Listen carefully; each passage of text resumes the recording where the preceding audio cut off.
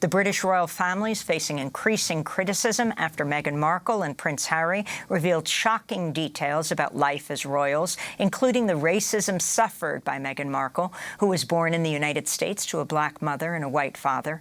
Last year, the couple left the United Kingdom and stepped down as senior members of Britain's royal family to raise their child Archie in North America. During a bombshell interview with Oprah Winfrey, Markle revealed they felt forced to leave in part due to concerns about Archie. In those months when I was pregnant, all around this same time, so we have in tandem the conversation of he won't be given security, he's not going to be given a title, and also concerns and conversations about how dark his skin might be when he's born. What? There is a conversation. Hold up. There's Stop right now. There are several conversations. There's a conversation with you, with Harry, about how dark your baby is going to be? Potentially, and what that would mean or look like. Ooh. And you're not going to tell me who had the conversation? I think that would be very damaging to them. Meghan Markle said she was surprised by the racism she felt inside the royal family.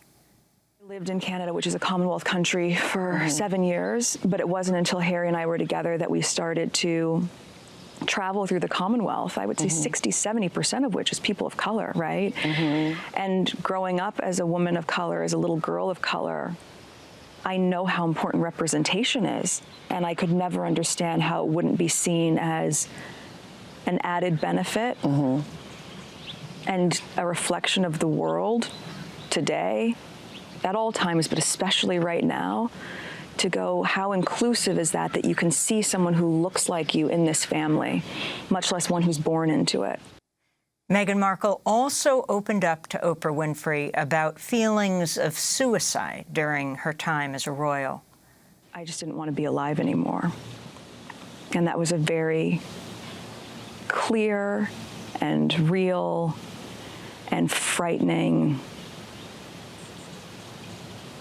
constant thought.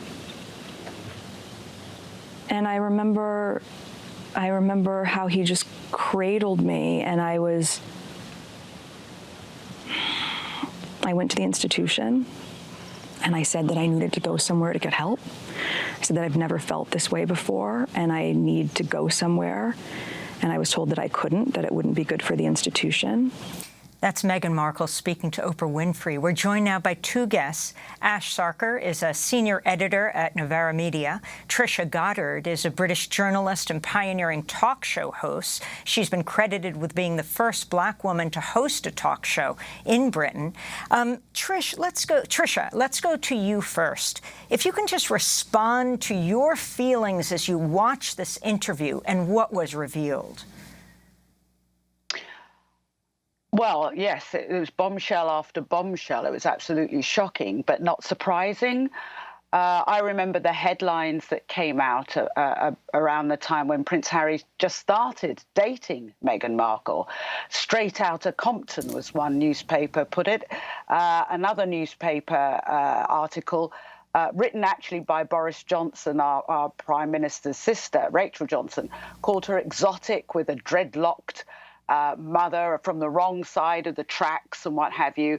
And, you know, it started then, although the British media would have you believe that this was a fairy tale wedding and everything was gorgeous and they were wonderful to Meghan Markle from the word go. There was always that undercurrent running through it. So when she talked about her feelings and when she talked about the conversations around the colour of the baby when she was pregnant, it didn't really shock anybody of colour, I don't think. Not in the UK anyway. And the talking about her mental health, I've been a mental health campaigner for some 35 years. I was an Australian government advisor on mental health for 10 years. I was a member of the World Psychiatric Association. I've been all over the world trying to chip away at the stigma of mental health with Mind, charity and what have you. Now, when Meghan Markle actually spoke about how low she'd got, and Harry did as well. He said he went to a very dark place. What we saw was almost an upswing of people saying, you know, if she can talk about how desperate she was, then I can. And then, unfortunately, we had somebody in the British media kind of discount or say they didn't believe a word she said, and then the door shut again. So this whole interview has had a massive impact in the UK. I want to go to a clip from the show Good Morning Britain. The issue of the media is so critical. We all know now that Piers Morgan has quit. But this is before he quit. And this is you, Trisha Goddard, clashing with Piers Morgan over his ongoing attacks against Meghan Markle. Sorry, I'm calling this out for what I see it as, which is somebody who's a ruthless social climber and is now destroying or trying to destroy the image of the monarchy in this country, and I think it's shameful. Piers, listening to you this morning, I'm saddened. You know what I wish for you? I wish for you only really wonderful things. I hope that one of your sons meets a beautiful black woman and gets married to them, and then you will understand. Actually, I would love that. Why would I have any problem with that? Why does every criticism of these two have to be framed as racism? You won't have a problem with it. You'll have to hear her problems. Soon after this, the British journalist Piers Morgan quit his position as host of Good Morning Britain after he was widely criticized for his response to Meghan Markle's interview. Morgan walked off the set of the show Tuesday after the weather presenter, Alex Beresford, who is biracial himself, finally confronted Piers Morgan on air. I understand that you've got a personal relationship with Meghan Markle, or had one, and she cut you off. She's entitled to cut you off if she wants to. Has she said anything about you since she cut you off? I don't think she has, but yet you continue to trash her. OK, I'm done with this. No. Sorry, no, sorry. So, do you know what? That's pathetic. You can trash me, mate, but not my own. No. See you later. I'm being... Sorry, can't do this. This is absolutely diabolical behaviour. I'm sorry, but Piers spouts off on a regular basis, and we all have to sit there and listen. 6:30 to 7 o'clock yesterday was incredibly hard to watch. So that's Alex Beresford berating Piers Morgan, finally, he said, after the nonstop barrage against Meghan Markle. I'm wondering... Trisha, if you could talk about the significance of this. There were 43,000 complaints against Piers Morgan, and Meghan Markle has filed a formal complaint against Piers Morgan to the, you can explain what it is, the British regulator and the channel. Yeah. Well, there was more of my disagreeing with Piers. Now, we're long-time colleagues because I report from the States for Good Morning Britain. Now, I've known him for a while. But I have no problem in calling out a colleague or anybody, about issues of racism. And earlier in our conversation that I said that he didn't get to determine what was and wasn't racism against a black person, and that he should leave that to black people. And then afterwards, Alex reached out to me. And we had a private short exchange about that. He thanked me, and he said, he said it was difficult for him. And a lot of us support each other. Black journalists have to support each other. And then the next day, Alex said something himself. I note, and again, I note that Piers walked out when Alex actually talked about the fact that, and Piers has said this himself, that he was quite hurt when he gave Meghan Markle his number, they exchanged numbers, and he never heard from her again. So I think there might be some misogyny in there as well as everything else. But look, Piers is a great journalist.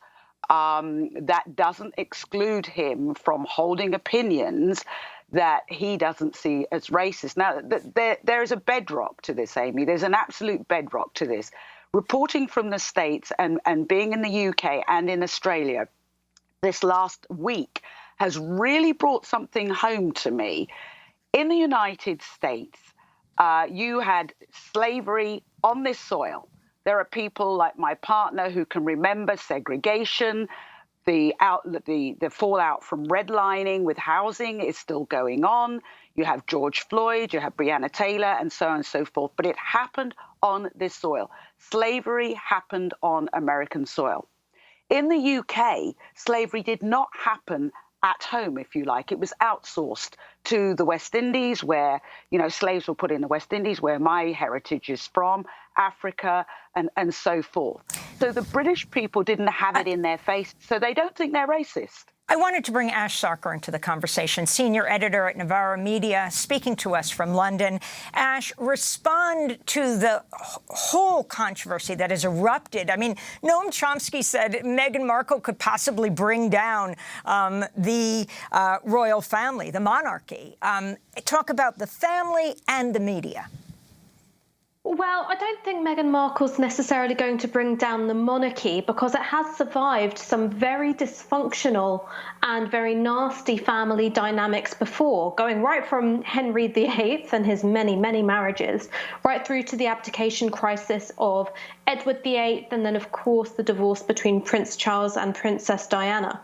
But the reason why I think this has really gotten to the heart of the clash between this feudal institution, which in many ways entrenches class inequality at the heart of the British non-constitution, and also some more modern values and progressive values, is because essentially you can't have an institution which is premised on the superiority of bloodline and have it not be racist, and have it not be controlling of women, and indeed quite misogynistic. One of the things that Meghan Markle said in the interview was that when she married into the family, she had to hand over her passport, her driver's license, and her keys. Now, if any one of our friends was entering into a relationship where they had to hand over their passport, we'd be saying, get out of there, babe, what are you doing? So I think we've got to see these features as very, very, very well entrenched within the royal family itself. Now, as for, I think, how firm support for the monarchy is in this country, support for the abolition of the monarchy and the establishing of an elected head of state rose by +4 percentage points, according to a recent poll. And that is due to the Meghan Markle and Oprah interview. However, it's still very low. It's around a quarter of the population. And I think a big part of that is because for most of the country, we've only known the Queen when she's already quite old.